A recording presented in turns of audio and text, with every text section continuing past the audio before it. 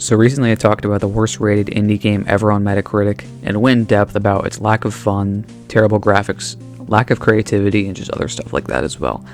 It was called Flustercluck and it had a 37 out of 100 rating with 10 critic reviews. But in this video, I'm going to go over the top 5 best rated indie games ever on Metacritic, and how it's not what you'd expect. When you think of the best indie games of all time, you have your list in your head. Only one of those that you're going to think of is going to be on this list. Now, a few things to explain. Keep in mind that to get an official review on Metacritic, I believe you only have to have 4 critic reviews. So you could get 4 critic reviews, 3 100s and 1 96, and you'd get, a 97, 98, whatever it is. And of course, just one more rule you have to remember: everybody's definition of indie is different. My basic definition is, we always talk about self-publishing. I think there's a few different things.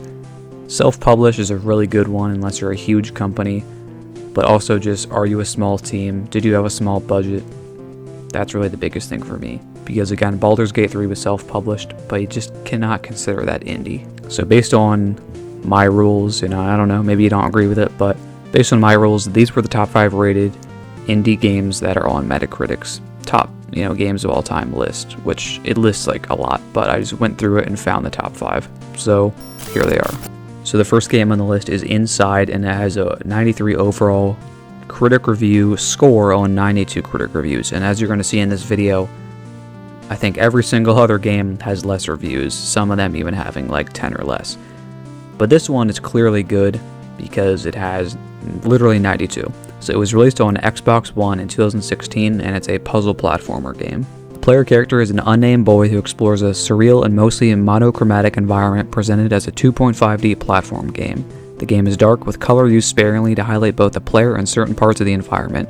The game is mostly silent with the exception of occasional music cues, the boy's vocals, dogs barking, equipment, and sound effects. The player controls the boy who walks, runs, swims, climbs, and uses objects to overcome obstacles and progress in the game. So this game is not really a horror game, but it's just one of those games where you're just wandering around silently in a surreal, different kind of world that's not the horror, like in your face jump scare, but the one that kind of gets in your head. You're alone. There's no one around. Well, that's the same thing. Anyway, it's silent. Sometimes there's eerie sounds, stuff like that. And yeah, so that's number 5. The number 4 indie game ever is Hades. It has a 93 overall and 61 critic reviews. Obviously, I'm sure you all know it, but in case you don't, it's a 2020 roguelike action role-playing game developed and published by Supergiant Games, so again, self-published and developed by them, so that's why it's indie. Everyone knows and loves it, the music, the combat, the story, the world you're in. People basically love this game, and for good reason. It won Indie Game of the Year at the Game Awards, I believe. And the reviews are stellar overall. Stellar artwork and music, masterfully crafting a world of Greek mythology. The fast-paced action feels great, and the roguelike elements create a synergy with the game's story, resulting in a truly addictive experience. And then you have this review that basically says that right after the review, they're just gonna keep playing again. And that's basically the general consensus. The game's really good, it's addictive, and it's indie, so that's why I'm talking about it. And yeah, that's number 4 on this list. Number 3 on the list is Braid, released on the Xbox 360 in 2008. It also has a 93 out of 100 with 57 critic reviews. It's an indie puzzle platformer game released by Number None, that's the developer and publisher, so there you go.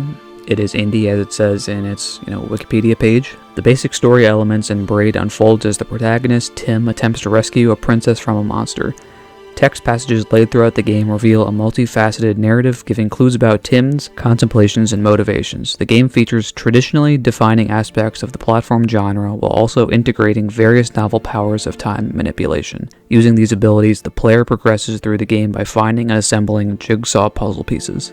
Eurogamer said, "Braid is beautiful, entertaining, and inspiring. It stretches both intellect and emotion, and these elements dovetail." I never heard of that word, but still wondering if games can be art?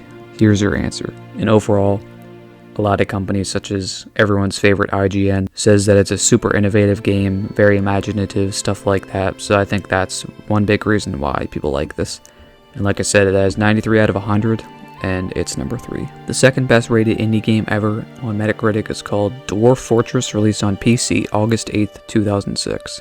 Now this one's a bit different because it has only 12 critic reviews, but still it was up there in the best games of all time according to Metacritic, based on how it's, rated, because you only need a 4, I believe. So it's a construction and management simulation and roguelike indie video game. I guess they had to add that for some reason. Created by Bay 12 Games, also published by them. This definitely seems like a game that was just created by, a few people.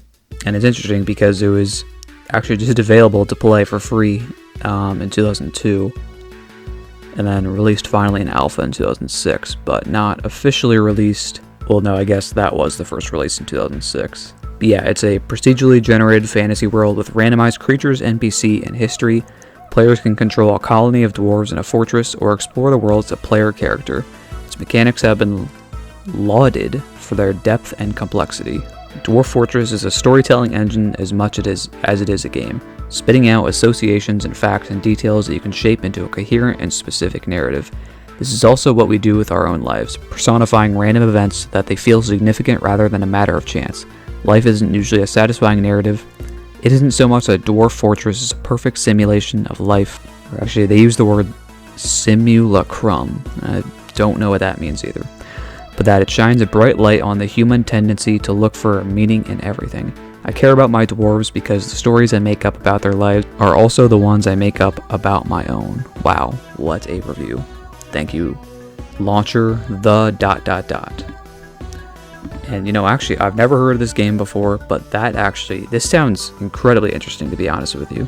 I mean, procedurally generated history, characters, creatures, and you can either control your colony or go out in the world. That sounds really interesting, so I'm actually probably going to give this a try. Apparently, it was released on Steam 2022, so I would give this a try. Construction and management simulation, roguelike, and survival. Yeah, sounds super interesting to me. I'm probably going to check this out, honestly, depending on the price. And yeah, so that's number 2.